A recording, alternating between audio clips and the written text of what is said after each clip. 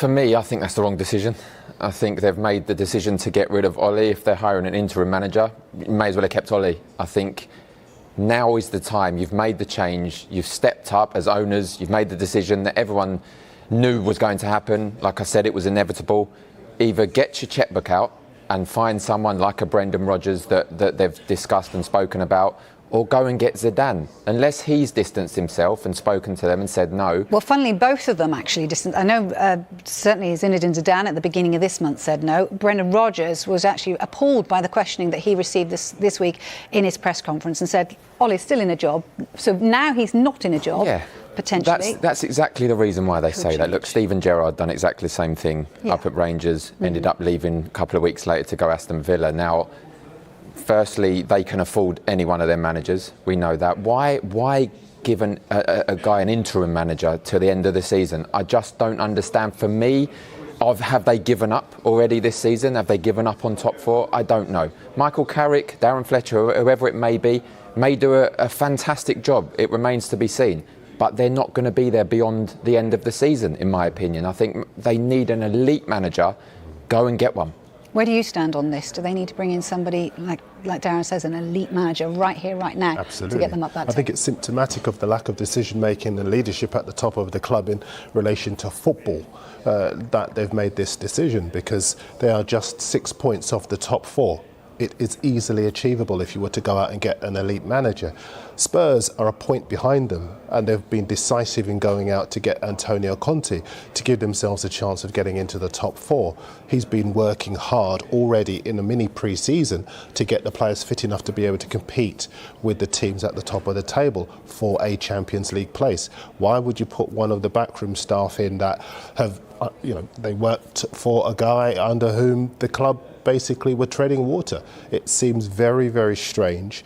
And as I say, and we'll go after 11 o'clock and I'll tell you a few of the other sports writers who feel that a lack of leadership at the top of Manchester United is to blame for prolonging the inevitable, first of all, yes, but for the club being in the state that it is now. Yeah, and the fact is, you mentioned Antonio Conte, that managers that perhaps they might have looked at are no longer available. So are they scrabbling around, or is Zidane right there and for the taking? I think he's right there for the taking. I do. I think they could sit him down. They could force his hand. Whether he wants to come to the Premier League or not, they could force his hand. This is Manchester United. It's one of the biggest clubs in the world, even now in the current situation.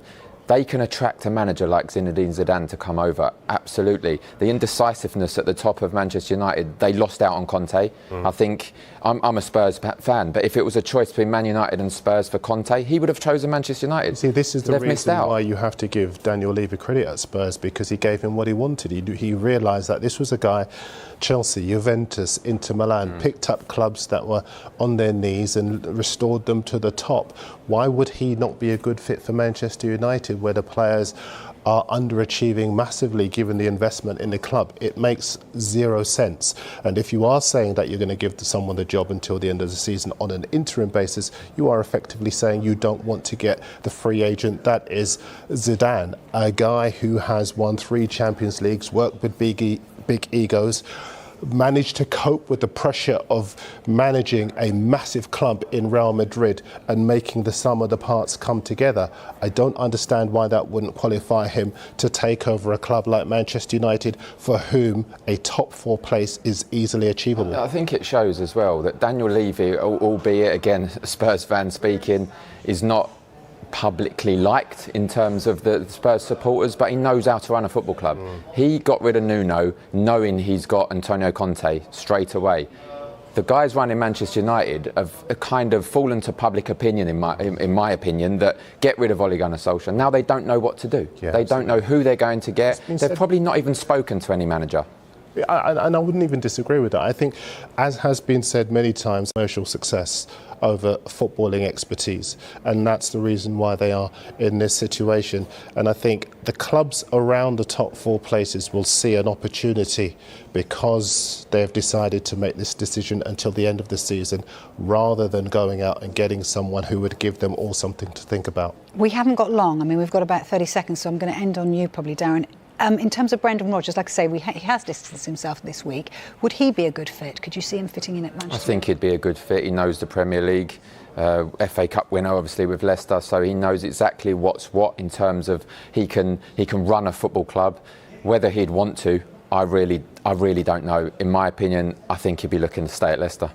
Look, after weeks of speculation, Manchester United have sacked Ole Gunner Solskjael this morning following that 4-1 defeat to Watford. At 10:30, United released a statement announcing the decision. This is what they said.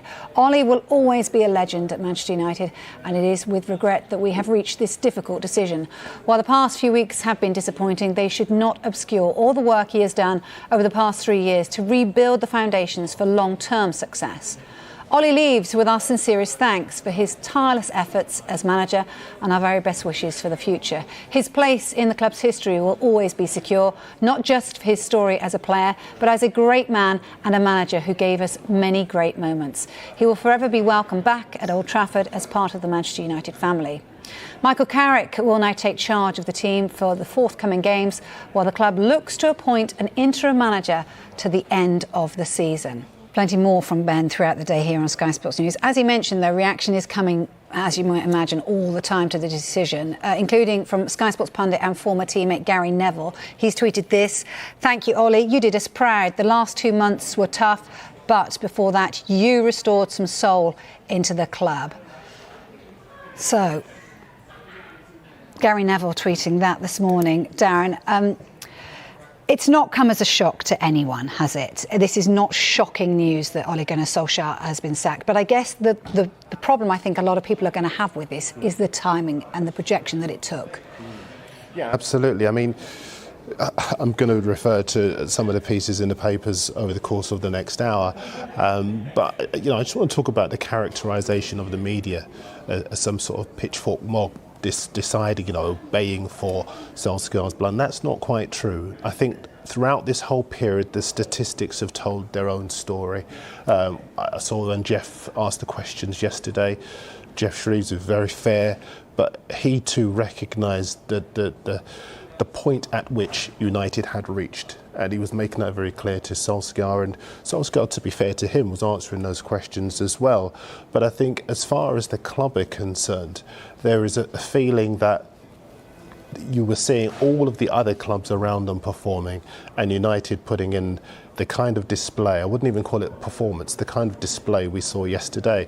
We were talking off air. There were moments during yesterday's game where Watford were attacking and I thought the linesman had put his flag up because the United defenders had literally stopped playing, stopped running. And this was a level of how far they'd fallen. Nothing to do with Watford, everything to do with Manchester United. There is a piece in today's paper by Oliver Holt which still stands true because his criticism is not of Solskjaer, it is of the owners of the club. It's in the Mail on Sunday, and the headline of it is, and these are the Mail's words: "Solskjaer not the root of the problem, it's the incompetent mediocrities who have turned United into a laughingstock." And he says a couple of things. Hey, it's very scathing, I warn you right now. He says, if he were judged on how many noodle partners he has signed, then it might have a case for putting him in charge of choosing the new manager. But this is about football. He says, "It is astonishing that a club like United was briefing recently that it was willing to let Solskjaer limp on to the end of the season and appoint a successor then. Really? The best supported club in England, a club that used to reign supreme, happy to write off a season barely a quarter of the way through, rather than make a tough choice by getting rid of a nice bloke. That kind of thinking underlined just how far United have fallen. They've allowed a situation to develop where they are already a dozen points adrift of Chelsea. Another season without one of the big trophies United used to chase is effectively sealed." And it's a piece that talks all about the decision-making of the owners, or lack of, the inertia in difficult moments. And I would imagine you could actually factor in this move not to go for a high-profile manager like a Zidane that Ole talks about in his piece, but to go until the end of the season and appoint a manager then, because it does raise the question, if not Zidane, if not a Rodgers, then who? Can you see why? Can you see any reason in terms of, Gary Neville? I mean, a lot of people have been quite scathing about how he's supposedly backed Ole Gunner Solskjael throughout this process, but and always, maintained that they were going to give Ole till the end of the season. Perhaps because of what's gone on before in terms of their fingers, they felt they got their fingers burnt when they've made quick decisions. So can you see why they took this long, or can you see why they've done it today? Has there been, was there a straw, do you feel, here that they had to do? I think they were hoping that because it was Ole Gunner Solskjael, a club legend on the pitch, they were hoping that it would turn, merely with the players that they had as well. They obviously got the victory at Tottenham. That kept him in the job again. Every time there was a time where they were struggling and it looked like it was going to happen, he'd pull a result out the bag. But not so much him, which may be unfair, but the players would pull a result out the bag. And unfortunately, they've not done that recently. And 4-1 was the last straw. I think if we look at clubs and the way they're run, you look at Chelsea. I mean, they would have got rid of Ole 5 times in the lot. When you see Manchester United want to win a trophy, they lose to West Ham in the League Cup. Okay, it's the League Cup, but it's still a trophy. It's an opportunity to get to a final and win a trophy. They lose to Aston Villa. They get pummeled by Liverpool and Manchester City. They would have gone and sacked him a lot times over. They have delayed the process, of course. They've made the right decision to get rid of him. In my opinion, though, they're making the wrong decision in hiring an interim manager, because you've now got Michael Carrick to take over for the next 1 or 2 games maybe. Then you're going to hire an interim manager. But I guess he was an interim but then stayed the job, so potentially could they hire an interim that's going to stay there? Potentially, and I understand they're waiting for a manager, and the manager they want is probably not available until the end of the season. I understand that, but there are managers out there, Zidane for instance, that are available right now that could come in and make a real big change to the football club. I do believe that. You look at what happened with Steven Gerrard and Villa. You look at Patrick Vieira at Palace. When legends come into your football club, it lifts the whole spirit, the whole togetherness of the football club. So why not do it now? Tuchel at Chelsea Why not do it now? Picked up the reins after Frank Lampard and steered them to a dramatic upturn in form and to the Champions League as well. So I think as far as making a decision is concerned, bringing in an elite manager straight away, there is an argument for doing just that. And I have to say, I am mystified as to why. And I would imagine, given the timing of this decision, all of the newspapers have got time now to get into this in quite a big way. Obviously, all of the back pages tomorrow will tell the story.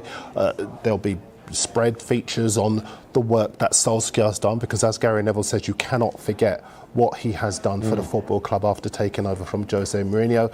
But there will also be a look into just why these guys in the picture, the Glazers, are taking so long to make a footballing decision that could save United's season and actually make them competitive this time around, rather than putting in someone who's going to mind the store. Yeah. We saw with Chelsea when they wanted to get an interim and wait for someone, the people they approached said, no, we don't want to be the guys who mind the store. We would like the job full time. Yeah. Getting in Tuchel has helped them to do that.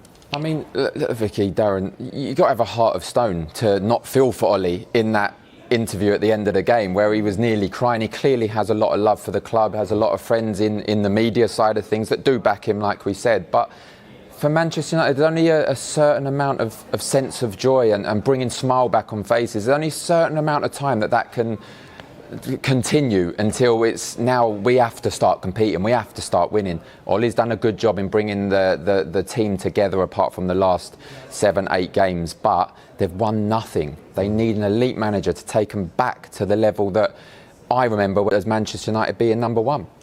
Cristiano Ronaldo walked into this club only months ago. Many will look at this situation and some will start to think, hang on a minute, since he's come in, what's happened? Where do you stand on the debate there? I don't go along with everyone that says that Ronaldo is the problem, that when Ronaldo plays, it takes away from Manchester United. Listen, Ronaldo has been and still is one of the best players in world football. He's 2 goals shy of 800 career goals. That is an outstanding achievement for any footballer. He's dug Manchester United out of holes this season numerous times. You either build a team around Cristiano Ronaldo, like Portugal do, or you don't play him. People question why he doesn't track back. Well, he's a number 9. You don't have to track back. People question the speed that Manchester United attack when he wasn't playing. They can still attack with that speed, but with Cristiano Ronaldo as the number 9. And if you've got a goal scorer like that in your team, any manager in the world would want that. Well, it's an interesting one because Oliver Holt, forgive me, he does talk about Ronaldo. My eyebrows went up when I read this piece, but Ollie's always required reading for big stories like this. And Ollie says, which is quite interesting, Ronaldo would not be in the first team at Liverpool, and he would not be in the first team at Chelsea. He would not even be in the first team at Spurs, particularly now Conte is in charge, because the best teams do not carry passengers, even goal-scoring passengers, because it destroys the effectiveness of the side.